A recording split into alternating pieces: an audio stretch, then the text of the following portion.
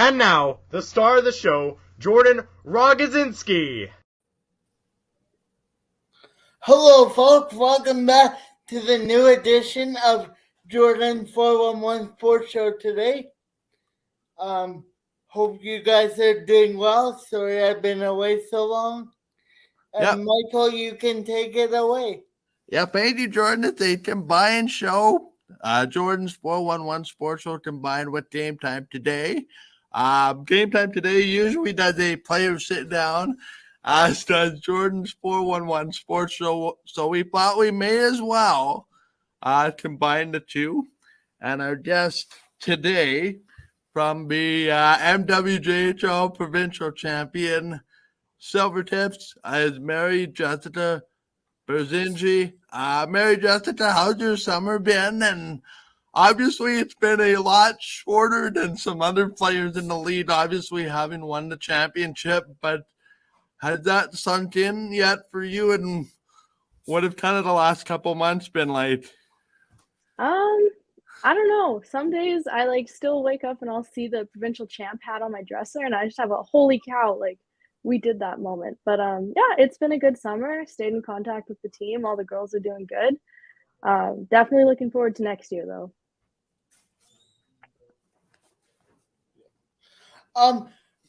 How did you get into hockey?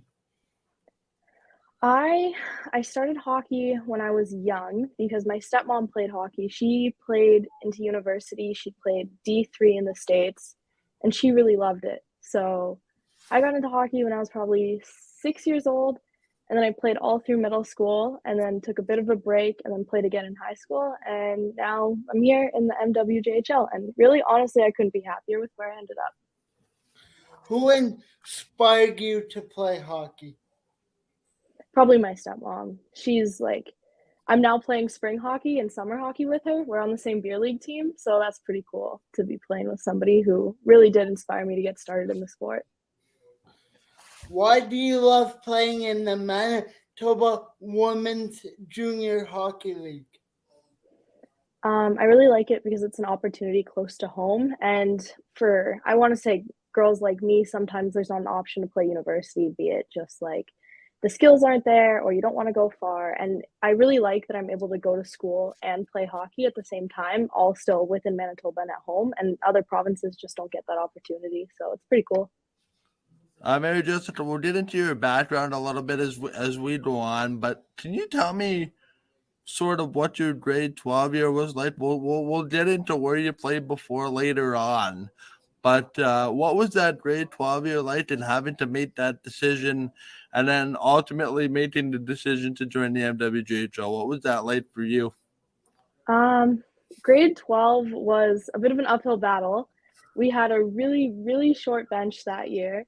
So it was a tough season. And for me, I wasn't sure if I was going to continue to play with hockey. It was just kind of frustrating because it's we all wanted to do so much more than what we were doing as a team that year. But it was a great group of girls, and I think that's really what pushed me to continue. And then when I went to the MWJHL tryouts, I wasn't even sure that I'd get picked by a team, but yeah, I guess the Slivertips saw something they liked, and I'm so, so grateful for that because I feel like I've grown so much, not just as a player, but also as an individual. But yeah, grade 12 was just a bit of an uphill battle, I'd say. Well, we'll take this next question in two parts, and it pertains to the tryouts. And that is, what was your mindset going into the tryouts? Is it I can't even imagine, I can imagine for myself, broadcasting auditions and things like that when happen. I mean, I can't even imagine athletic tryouts. What was your mindset? Because it's clearly, I mean, you probably know a couple of players, you probably know a couple of coaches, but it's almost like you're walking into the world of the unknown. How were you able to navigate that? So the same time the trials were happening, there was a lot going on in my personal life, and I felt so scattered. I was so nervous, but walking into the Iceplex, for me, hockey's always been such an escape, any sort of physical activity. Same goes for the gym. And I was kind of able to just narrow my vision and tunnel vision it. And I just told myself, go out there and do your best. Like, it doesn't matter what other people are doing. It doesn't matter if they're faster than you, if their shot's harder. If you are doing your best, in my opinion, I think effort is everything. And I hope that left a good impression on the coaches. I mean, it seems to have had. So, yeah, my mindset was just go give her. A championship certainly doesn't hurt. No, definitely not. What kind of hobbies or interests do you have outside of hockey? Well, ever since the season ended, I've been playing a lot of golf. I'm not very good, but I have a good time. I've been going to the gym, just been busy with school. My real hobbies, I'd say, were just golfing, at least this summer. Where do you play? What is your pregame ritual and also your pregame meal? So my pregame ritual for a while was every game I would always bring a banana into the dressing room and I would eat it as soon as I was in my full gear before stepping on the ice because Cool. bananas apparently help with muscle cramps and your legs last longer. And for a pregame meal, pretty much any type of pasta with chicken, that's always a go-to. Cool. Where did you play prior to joining the Manitoba Women's Junior Hockey League? I played high school hockey for my high school, Shaftesbury. And yeah, I played the 2 years that it was offered. COVID kind of interrupted it, but they had a good hockey program for girls. I liked it. What's something that you learned about yourself playing hockey in the last few years? Probably that I need to get out of my own head a bit more and that I'm more capable of what I think. Sometimes I go out there and I'm nervous that I'm going to mess up a play or I'm going to miss the net. But if you just kind of shut that down and just go for it, like chances are you'll create some good opportunities and you will end up succeeding in the play. Like you miss 100% of the shots that you don't take, really. So yeah. I think I just really realized how true that was to me as a player and as an individual. Can you talk about how your hockey season last year was from a team perspective? I would say, like, first of all, like, as a team, everybody was each other's best friend. Like, I have so much love for all the girls that we played with, and we're definitely going to miss all the girls that are leaving. But, yeah, as a team, we worked really well together through the ups and downs. Like, we learned from our mistakes, I'd say, as a team, and we were really good about not only lifting each other up, but also if one of us was struggling or needed some correction, there was also always that gentle, like, hey, you know, you're doing well, but maybe keep an eye out for this. And for me, like, I love that feedback so much, like, especially from the older girls. I feel like that really helped me improve my game, and I'm sure it did lots of the other rookies. Was there any pressure in going into the playoffs as the number one seed last year? There was a little bit because we had gotten position number one back after losing it for a bit there, and we just didn't want to lose like that ever again. So I think there was a bit of pressure, but I mean, we work well under pressure. So. Now, Mary Jessica, we talked about your team being that number one seed. You guys had to fight for it. You looked like you were gonna run away with it there for the first, 5 to 7 games. You have that stretch in the middle where I think your team went something like 0-7-1 right up till the LG. You had a very difficult loss in your last game, in a game that you guys had total control of it and unfortunately lost in the third period. How did that sort of middle stretch define not only your game personally, but as a team, and kind of set the stage for what was a playoff run? Almost like, they say flipping the switch is next to impossible, but that's what you guys really did. How did that losing streak in the middle kind of prepare you guys for, sort of being battle tested when it really counted? I think after that losing streak, it really kind of lit a fire under us. Like, obviously, everybody loves to win and nobody likes to lose. But for us, like, together as a team, we were all so competitive that it just crushed us. And we never wanted to feel like that again. And going into playoffs, we just kind of went in heads held high. Like, we knew what we were capable of. And we knew that we had been first place for a long time. And we could do it then. We could do it again, right? So we just kind of picked ourselves up, revisited the basics, and got right back at it. Was there a moment in that run where it's like, yeah, you know what, it's coming back to us. This is just like riding a bike. And having been at most of your games, I can honestly say when I felt that moment was, and that was when you guys had those 3 or 4 games in a row where you didn't tip up a goal. To me, that was kind of the turning point of, okay, this team is back. This team is for real.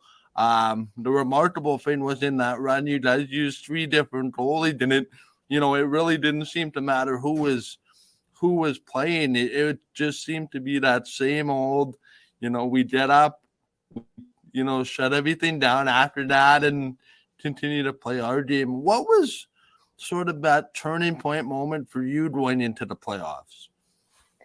It was probably similar to what you said, I'd have to say, and I can't speak on behalf of the whole team, but it was probably the same thing.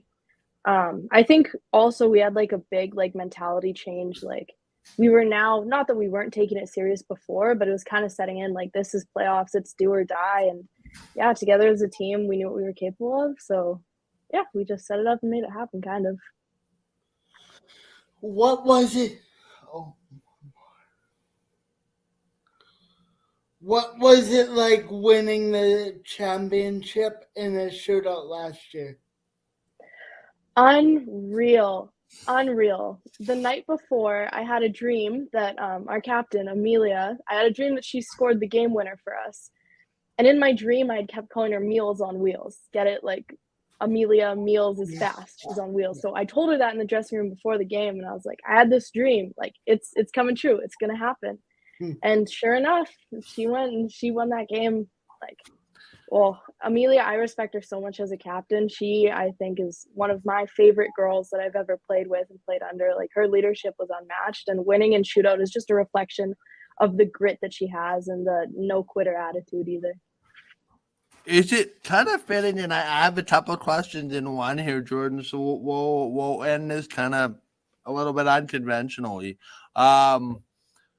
First off, you mentioned Amelia Martin. I'm wondering if that dream was as a result, excuse me, of what happened 2 nights earlier and her doing the exact same thing, but with 3 seconds left in the game. What was that like? Because it's like we saw this, and I don't like to single one player out, but the captain is the leader of the team. There was a game, Amelia, and then there was suddenly on the flip of a switch, beast mode Amelia. And what was that like to watch? Because it felt like from where I was sitting, she would not allow you guys to lose, and the rest of the team just kind of followed that. Yeah. In one word, I'd have to say unreal. Like, Amelia's attitude was something else. Like, she would never give up no matter what. And that flip of the switch that you're talking about, I think everybody saw that. Like, even before she went for that shootout, I had chills, and I just knew that we're not walking out of this game having lost. She wouldn't have let it happen. There was no way. And even your goaltender, I mean, how appropriate is it that you guys win on a Courtney Markle stop, everything she's been through against her former team? I don't know how much of a discussion that was, but it seemed like the storybook of you guys, finding your game again, winning those last 2 games, to get you guys first place. You were 3 back with 2 left. It's just amazing. Have you been able to kind of reflect on that now that we're sitting here a few months later, and I realize all the games are coming fast and furious, and you don't really have time to observe, sort of between games. But now that you've kind of had a few months to kind of reflect on that, has it hit home just how wild it actually was? I don't even know. Sometimes I'm still just in shock that we went into shootout and we won. I know you mentioned Courtney is phenomenal in net. I had a few friends on Blizz, and they would just call her the Wall, which I think is quite fitting. But no, honestly, some days it's still like, no way we won that in shootout. That's like crazy. That's the sort of like thing that only happens in movies. But yeah, no, definitely a season to remember. And sometimes, yeah, the realization still doesn't really hit me. Couple more before we wrap up, and that is kind of what's kind of on the docket here for the next couple months. I know, you're planning to return to the Silvertips, and when I look at the roster of what is able to come back now, obviously not everybody has registered yet because we're still early in the summer, but has that possibility of being able to go back to back, set in with your group at all? Because, I hate to put the cart before the horse, but I see a lot of the same pieces, coming back. Granted, you have a couple graduated and overage players that are pretty significant to your roster. But by and large, I mean, you have to like your team's chances of trying to do this again. Oh yeah, I mean, I don't want to say anything and jinx us, but next season's looking good. I would say most of the girls are pretty excited. We're hoping in a similar end result, but yeah, like I said, I don't want to say too much and jinx us, but we're feeling good about next season. Well, it's interesting because I don't want to put words in your mouth, but my thought, kind of in preparing for this and having been able to watch all those games back, there's a real chance your team could be even better than they were this last year, and that was, pretty good. Mm-hmm. Really quickly, what did you learn from your rookie season? I mean, I really felt like you came on in January onward, with your play on the ice and in the room and all that kind of stuff. What do you hope to kind of carry on from the second half of your season, into next year as a second year player? Because in my experience, I've seen a lot of, first year players such as yourself, come back and be like this. We don't even remember the rookie version of said player because, they're just that much more improved, that much more confident. What's something you're hoping to kind of build into your game as that season kind of comes? I'm hoping that next season I open the season a little more confident than I did this past year. Sometimes I feel like I have a bit of a tendency to get a little in my own head, and I just hope to build more of my on ice confidence and just remember that, it's not always like your fault, it's not a one man show. You have your teammates, you can rely on them, they're gonna help you out when you're in a pinch. So yeah, just build my confidence and do what I know that I do best and work with my teammates, communicate more on the ice, just small things. 3 more before I let you go. How excited? I mean, I don't know how often you're able to keep in touch with the group. I'm assuming, once you win a championship, you kind of keep in touch with the group. But how excited is the group to potentially come back and do this again? On a scale of 1 to 10 and 11, I'd have to say we're all pretty excited. How important is that cohesiveness? I mean, you guys have, you lost a goalie in Courtney Markle, but you've had, Katrina Johnson and Brooke Smith in the system. How important is it to have two goaltenders that have already kind of all experienced that championship to help you guys, kind of start on the right foot next year? I think that's super important. I mean, like, not just for the goalies, but also for players, like having that championship under your belt, that just goes to say, like, I've done it before and I can do it again. And it just really is a big confidence booster and just a reminder of what we're all capable of. Yeah, I'm looking forward to next season with all the girls, and especially for Katrina, I'm looking forward to seeing her get the chance to play more. I know having 3 goalies, sometimes it was tough figuring out that rotation, but in practice, she reminds me of Court. She's like a wall. So yeah, and no, it's interesting you mentioned that because I think we saw that in her last 2 starts. She had that one start. It was her first or second one where it kind of fell apart for you guys in the third period. Wasn't necessarily her fault, and I thought, oh boy, this might be tough to recover from. But she came back in those last 2 starts, and it got to a point where I couldn't even tell who was in net because it looked all the same. Really quickly, just talk to me about your team as a whole. We talked about a lot about, family, individuals, you kind of shut your individual ego out the door. How close is that group, and how, because I've heard, things out of your locker room. I've never been a part of a team like this. The team is really in it for each other, stuff like that. How did that help you guys? Because I had constantly, see you guys hanging around each other, whether it's early or sometimes even long after I'm gone from a rink. How important is that camaraderie with that group and being able to pick up on that point? Never mind, the championship for next season.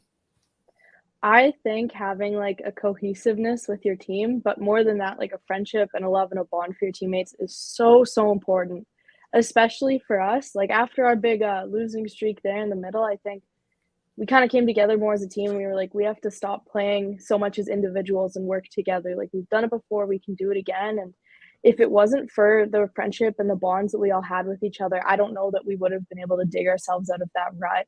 I mean, like I've played on teams where girls were so catty and nobody got along, but this past year was the complete opposite. Like I consider every single one of these girls family, really. Like if I ever get married, they're going to be my bridesmaids. It'll be a big bridal party. And that's interesting, right? Because you're not the first person to say that, and it's been over the years. Seems to be the common theme with most teams. I don't believe, and for those that think it's just lip service, having been around this team all year, I can attest exactly to what she's saying about, just how close that group is. And I'm not even, in the dressing room. I just see the media side of it and everything that kind of goes around it. I can't even imagine, the group outside of hockey. That being said, what would kind of my last question here, and that is, what would you say to somebody that would want to sign up for the MWJHL but isn't sure, or they're in grade 12 or they kind of sat out a year? How would you kind of sell them on the fact that the MWJHL is for them? I'd probably just tell them my kind of experience. Like I played hockey as a kid, took a break, and then got back into it, and I felt that that was a huge setback. And I wasn't anywhere near some of like the caliber that these other rookies were, these other girls that were trying out were. But if you just go and give her your all, and if you have that grit and that drive, the chances are you're going to get picked up. And honestly, when you do, like these girls are like no other girls that you've played hockey with before. Like everybody's in a similar point of life. And everybody really is just so kind. Even on other teams, like I've made friends now through hockey that I played against. And honestly, it's like you never know if you try. So, last question for me, and that is, what excites you most about next season? Probably playing with some of the girls that I was rookies with again. Summer's been pretty busy, so sometimes it's tough to find time, but I'm definitely looking forward to hanging out with the girls a couple times a week again. Finally, enjoy the rest of your summer, Mary Jessica. Thank you for coming on. We appreciate it very much. And hopefully we'll be having this talk in season about another run for a championship for your team. Thank you. Yeah, sure. Nice Thank to you, meet guys. you. All right, for Jordan, this is Mike saying thank you very much for watching our Game Time today and Jordan's 411 Sports Show crossover event. Stay tuned for a new show coming out very,